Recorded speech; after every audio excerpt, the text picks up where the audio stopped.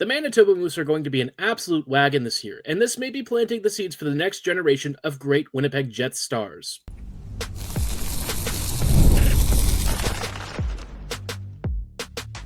You're Locked On Jets, your daily podcast on the Winnipeg Jets, part of the Locked On Podcast Network, your team every day. Hey friends, and welcome to tonight's episode of Locked On Winnipeg Jets, part of the Locked On Podcast Network, your team every day. I'm your host, Harrison Lee, an avid Winnipeg Jets fan and an online blogger. You can follow me on Twitter at HLivingLoco and at LO_Winnipeg Jets. Thanks for making Locked On Jets your first listen of the day every day.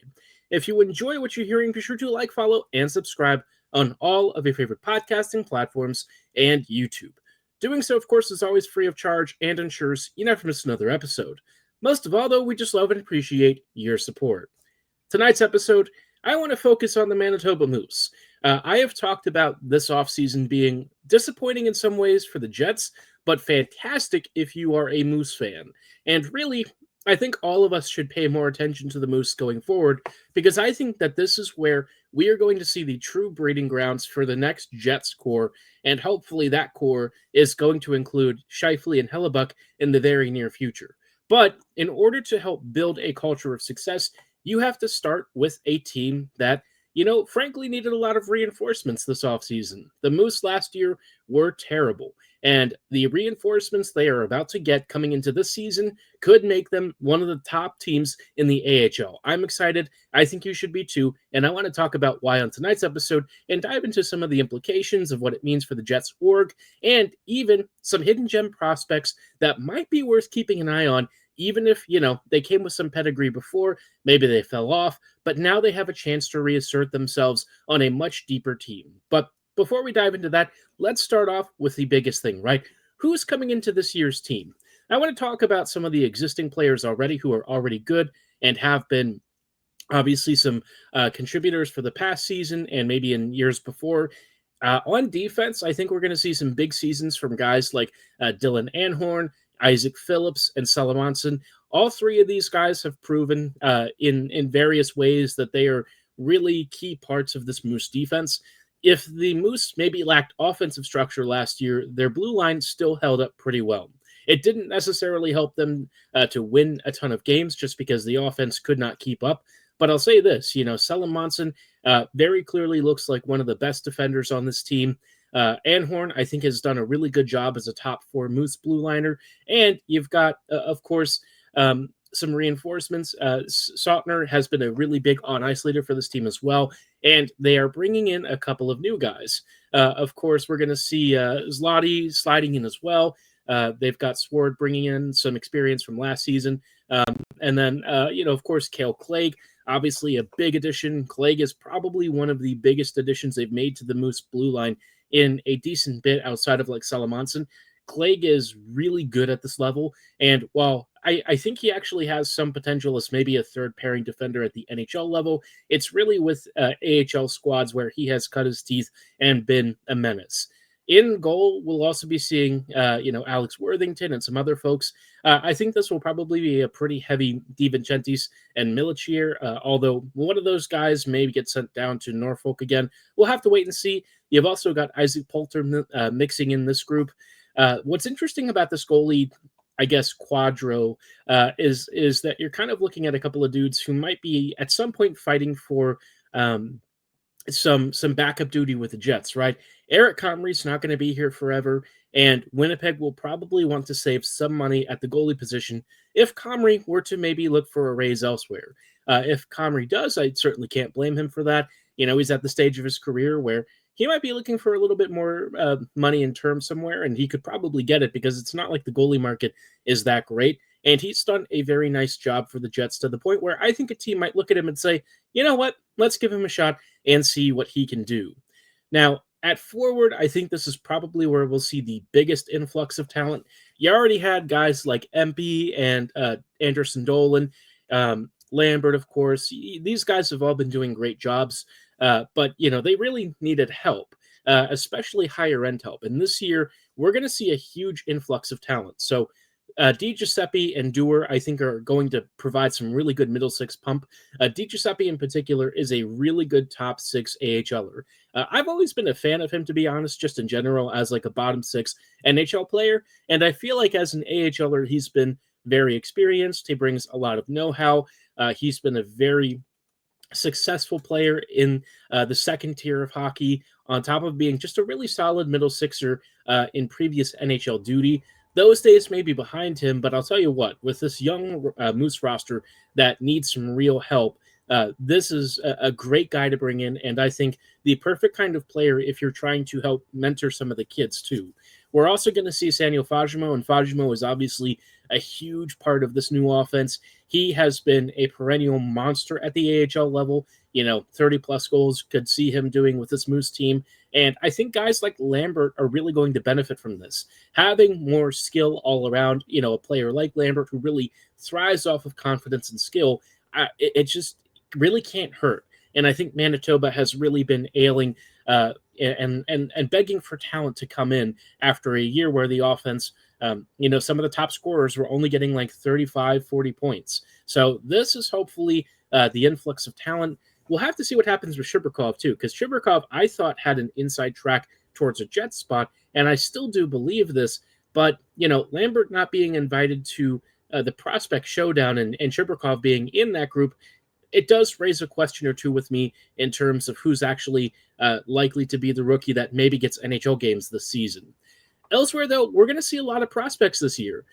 Barlow, Julian, Wagner, and Jaeger are all supposed to potentially play some games for this team. You've got Parker Ford coming back from injury, and Ford was, in my mind, really good in Jets camp last year and honestly deserved more of a look with the Jets' fourth line. But, here with this Moose team, he'll probably be a force. But just in general, I mean, this is a really deep team. And it actually gets to the point where I wonder how much ice time some of the rookies are going to have. There's, plenty of guys who have had fairly long AHL careers and have a lot of vet experience that might take up some of these roster spots, similar to what the Jets kind of sometimes do when they have a vet-heavy team. It might be a little harder for some of the kids to get roster time. We've got Mason Shaw, of course, coming in and doing what will probably be a really solid job in this Moose middle six. So, again, there might be some real competition here for some of the Jets kids to make a real impact. But I am excited for a couple of guys. Jaeger, of course, is very high on my list. I think that he has the potential to be an NHL call-up faster than people think. I don't think it's going to happen immediately, mind you, but I don't think it's quite as far away as maybe it might have been in previous years. Lambert, of course, I think is going to have to really have a big season to earn some NHL time if he doesn't do it in preseason and camp. Again, I think maybe there was some signaling that he might have more of a chance of doing this than I expected coming out of preseason, but we'll just have to wait and see how that happens towards the end of this month. But all that to say, this Moose team really has some fascinating talent. I think that this is straight up one of the best Moose teams that we've seen in many years, and I'm frankly very excited to watch them. I'm actually so hyped that I'm going to resub to AHL TV this year. It's usually a little expensive, but I think I'll watch it. I'll probably follow some of our prospects and see how they're doing. Try and watch as many of the games as I'm able to. Obviously, it's going to be a very busy Jet schedule this year, so just, bear in mind I'm not going to be able to watch every game, but I'm going to try and have more Moose reports for you throughout the season. So if you're excited for that, let me know in the comments below or at my social medias at HLLivingLoco and at @LO_Winnipeg Jets. I want to talk about why the Moose being overhauled, in my mind, is maybe one of the more interesting and underrated storylines of the season, because I think it's perhaps not always acknowledged by the fan base. I'm often seen as being very critical of the Jets. And look, I think the big club kind of missed in the past year or so. But I'll tell you what, the Moose being overhauled, I think, is a really important thing and something that does not get enough credit. We'll talk about why and how this could breed a really good culture of success in just a moment. But before we do, wanted to shout out our friends and partners at FanDuel. The NFL season is finally here, and FanDuel is making sure you're ready for kickoff with a can't-miss offer. Right now, new customers can bet just $5, and if your bet wins, you'll get $300 in bonus bets to use across the app. if you think you know who's going to win the Super Bowl this year, maybe it's your time to get in on the action early. But if you're more of a daily kind of player, this is a great time to start up, right? The first games are just rolling in this weekend. You're probably looking for a couple of key players. Maybe you think Lamar Jackson is going to rip through the Bills. Maybe you're looking for some other guys to really step up and have great seasons. Maybe you think Jamar Chase for the Bengals is going to be a matchup monster, or perhaps you're looking at Mahomes to have the bounce back season that maybe many are predicting from him. Well, the only way that you can win and get in on the action is to download the FanDuel app. And if you do so, make sure that you head over, because if you cast a $5 bet, you can win a $300 bonus bet to use across the app.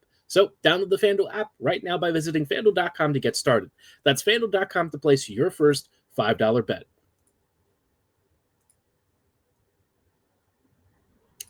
Hey friends, and welcome back to this episode of Locked On Winnipeg Jets, part of the Locked On Podcast Network, your team every day. Every day, thank you so much for joining us on tonight's episode as we are chatting a little bit about Winnipeg and sort of this whole thing with this Jets system where, I've talked a lot about the Moose maybe having been quite bad last year. The Moose were, well, let's be real, one of the worst offensive teams in the AHL. They lacked a lot of high-end talent, and I think a lot of the prospects really struggled to put two and two together.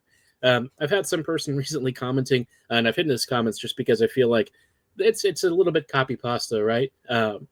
And he brought up this whole Brad Lambert being a crap player and a perimeter guy, only scored 7 goals last year, yada, yada, yada.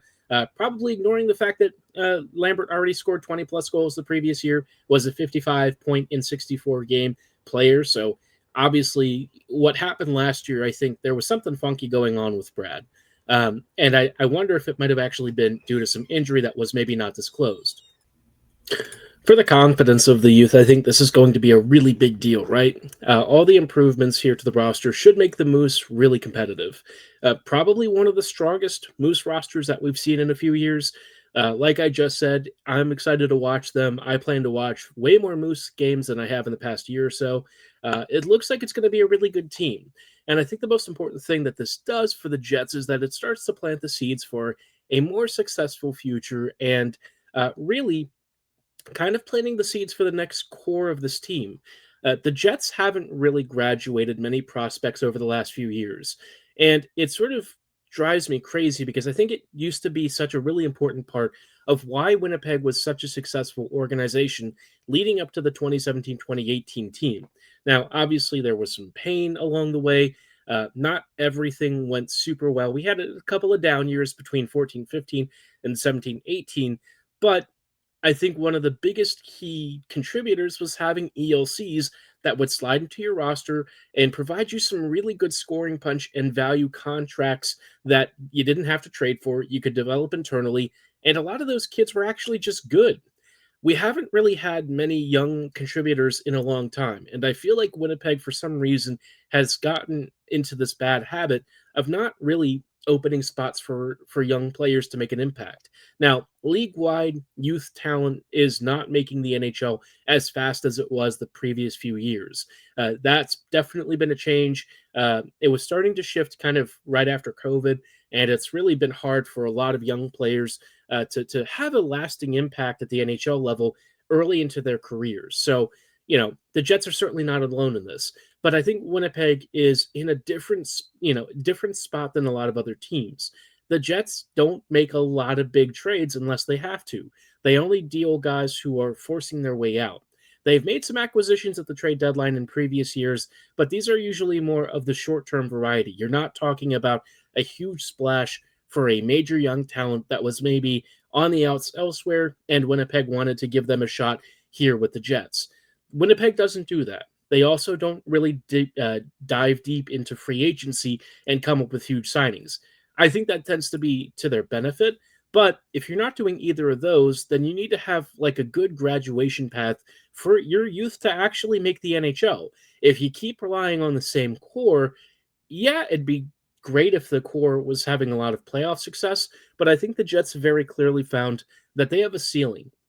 And this is a ceiling that's very hard to break. You look at what happened with Dallas, Edmonton. Look at some of these top teams, Vegas. All of these squads had issues in the postseason. Even Colorado swung really big at the trade deadline, and they were out in the first round. And you think about the sorts of talent that these teams have, even over Winnipeg's forward group, and you realize, the Jets have some real work to do if they want to catch up in this race. Look at the Florida Panthers, man. The Panthers are like the model for excellence right now, and Winnipeg doesn't really compare to them. They might beat them in the regular season, but organizationally and how the Panthers operate, there's definitely a level that the Jets want to get to.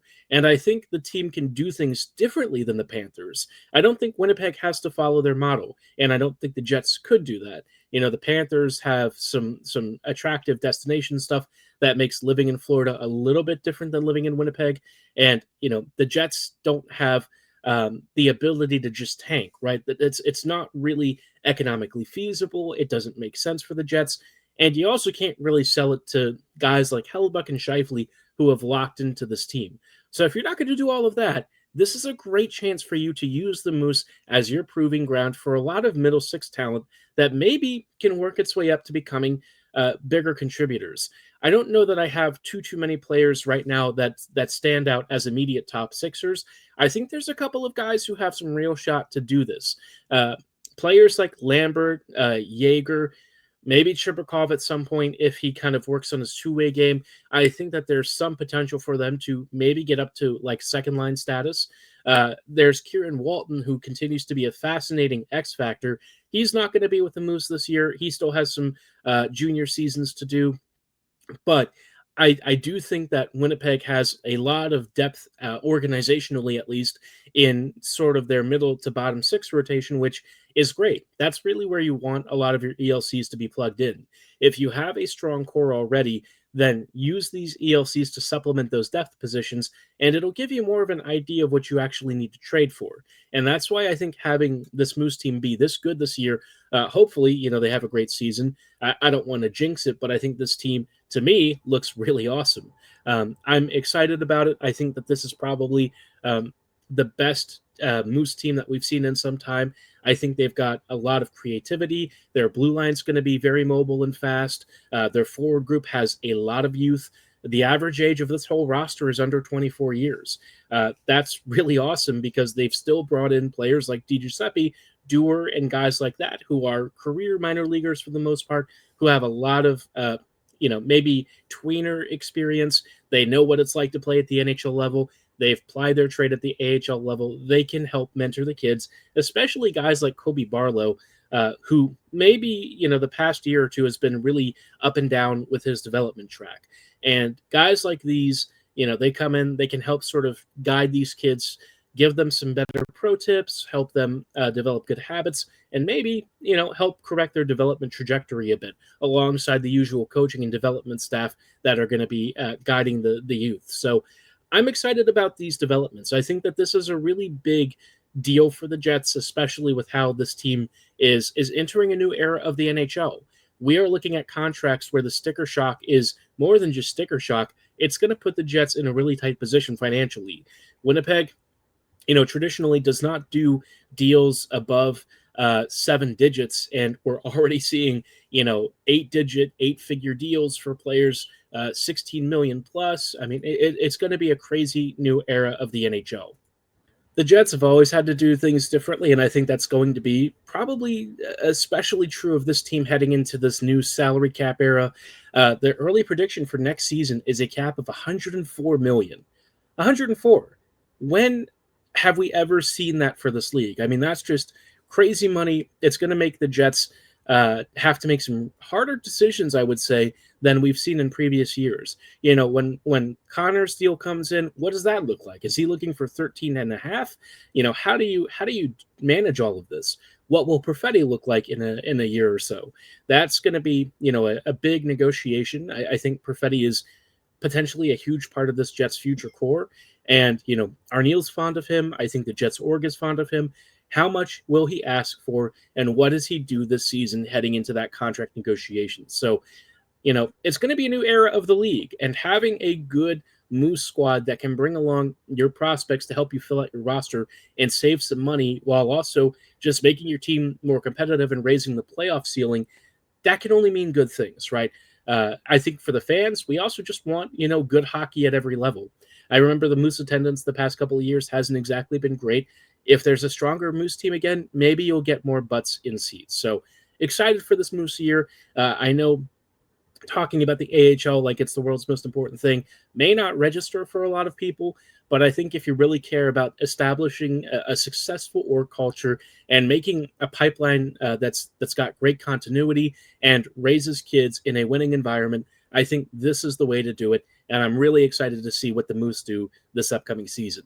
Now, I did mention that there are a couple of perhaps hidden gem players that I think are worth keeping an eye on, and I want to chat about which ones have maybe fallen off a little bit for the Jets, but have potential to have big seasons with the Moose and put them back into the conversation for being important prospects for the Jets team.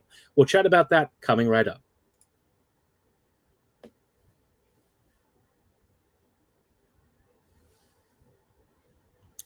Hey, friends, and welcome back to these closing thoughts on tonight's episode of Locked On Winnipeg Jets, part of the Locked On Podcast Network, your team every day.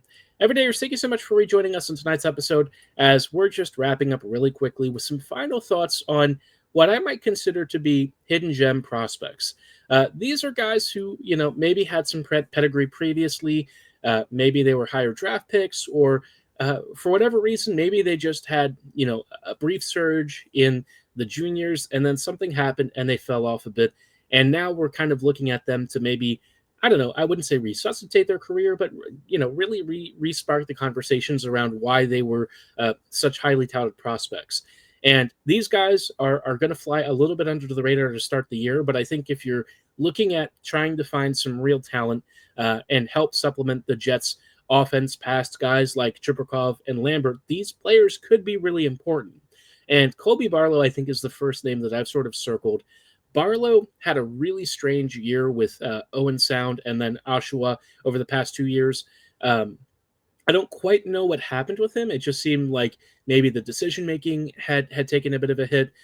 Maybe he was trying to do something else with his game. We all know that the biggest thing with a guy like Barlow is that he was very physically mature very early in his Owen Sound days. And he was also known for having one of the best shots in the league. And then something happened, and it seemed like he maybe was using his shot less effectively in the 23-24 season. Oshawa, the next year, that kind of seemed to continue to at least start the season. And then in the second half, he went back to being a volume shooter and was just scoring goals left and right. And then had an absolutely on-fire playoffs, 33 points in 21 games. Looked a lot more like the usual Barlow you would expect. I've always wondered about what his projectability at the NHL level is, because I feel like to some degree, you see his game, and it maybe doesn't have some of the high-end technical flair of what a lot of, the most elite players have, but I think that there's something, potentially really valuable in a guy who slaps the puck really hard continually and is able to just generate a high volume of shots. In a lot of ways, that's kind of Kyle Connor's game. And I wonder if Barlow maybe can take a lesson from that. Obviously, we're not asking him to be KFC level. That's not really what we're looking for here. But I think if you can find a way to make him a really valuable middle six finisher who can boost your shooting talent, maybe on some lines where the Jets haven't traditionally had a clinical presence, that could be really cool for Winnipeg. A third line scorer who can pot 15 to 20 goals, I think is something we've dearly missed. Lowry, does a great job of creating lots of space. He's one of the most forceful two-way centers in the league, but he needs finishing help on his wing. And a guy like Barlow who could do that, I think would be really sick. It would give the Jets more versatility, more offensive depth, and if Barlow can really do that at the pro levels, maybe he even gets more power play time too. We already know that the first power play unit is fantastic. The second power play unit started to find some really good success, and I wonder if a guy like Barlow can work his way back into those conversations. So keep an eye out for him. This will be his first real Moose season. I'm kind of intrigued to see what he does. He had some points in his first couple of Moose games, but, we've only seen just a few games from him. Now this is going to be his real big test. Another guy that I think is worth keeping a close eye on, Jacob Julian. I was hyped on him maybe a couple seasons ago. And then, last year really took an offensive step back during the regular season for London. And I don't know that it was necessarily his fault. I think, London went through some changes and Julian's role kind of bounced around a bit. So, I don't know how much was driven just by him, maybe an unlucky season. Obviously, his points totals did not look anything like they did the previous year, but I saw enough in camp and preseason last year to where I think he still projects to be a very solid pro. Maybe he tops out as like a fourth line center, but his two-way game, his maturity, and his defensive awareness immediately stuck out. And I think that that's what we're going to see with him. My big hope is that he kind of becomes a Lowry-like player. He's a big 6'4" center who's pretty smooth skating. He's got great mobility. He's got a good pass, good vision, pretty decent shot. I think that there's enough to his game to where he projects to be a very solid player. Maybe he won't hit, high offensive notes, but he's already shown at the junior levels that he can do it. So, you know what? Let's see what he does with the Moose this year. I think he has the potential to be a really stealth pick and a guy that I'm rooting for to have a big first pro season alongside guys like Barlow and teammate Danny Zilkin. Zilkin is going to be the last guy we talk about a little bit. I feel like Zilkin has had some really poor luck, and it just seems like, between injuries and a tough first couple of years with the Moose, it's really not found a lot of traction for him just yet. I'm hoping this year is finally the season where it starts to break through. Last year, I don't want to judge too closely just because the Moose were overall pretty rough, but Zilkin, even by those standards, had a year that I think he'd probably prefer to forget. This is a fresh start for him, though. He's still only 21, and I think he has enough tools in his locker to be a very interesting bottom six player, a guy who, again, brings, a relentless work ethic, somebody who hustles on every shift, and he's got enough offensive skill to be, perhaps one of those tertiary threats that can maybe set up a nice cross-slot pass. Maybe he'll finish on a good tap-in. I think that there's some real stuff there, and I'm hoping that that really shows on a deeper Moose team. I'm not ready to throw in the towel yet. I know that he's more of a long shot prospect, but, he's got a great story. I think he's really impossible not to root for, and I hope that Zilkin can really find some traction this season because coming out of Guelph, I really did think that he projected to be a very solid bottom six contributor. Now I just hope that it starts to translate at the pro levels. If it doesn't, it's understandable. It's a tough league. It's a grind, and injuries have definitely played a real impact, but I still have some hope for him that he can become a really fun bottom six contributor and a really big energy player. But curious to know which of these hidden gem prospects you might be watching closely. Let me know if there's somebody that you're interested in me monitoring especially closely as we watch the games this season. Drop your comments below or at my social medias at HLivingLoco and at LO_Winnipeg Jets. For the remainder of this week, obviously, we'll be leading up to the Prospect Showdown. It's an exciting time. Hockey is almost back. Let me know which prospects and players you want some profiles for. I'll probably do some previews heading into this coming weekend to chat about some major prospects, what I'm hoping for each player, and getting ready for the upcoming Jet season. But that's all the time that we have for tonight's show. Thanks for listening. Have a great night. And as always, go Jets go.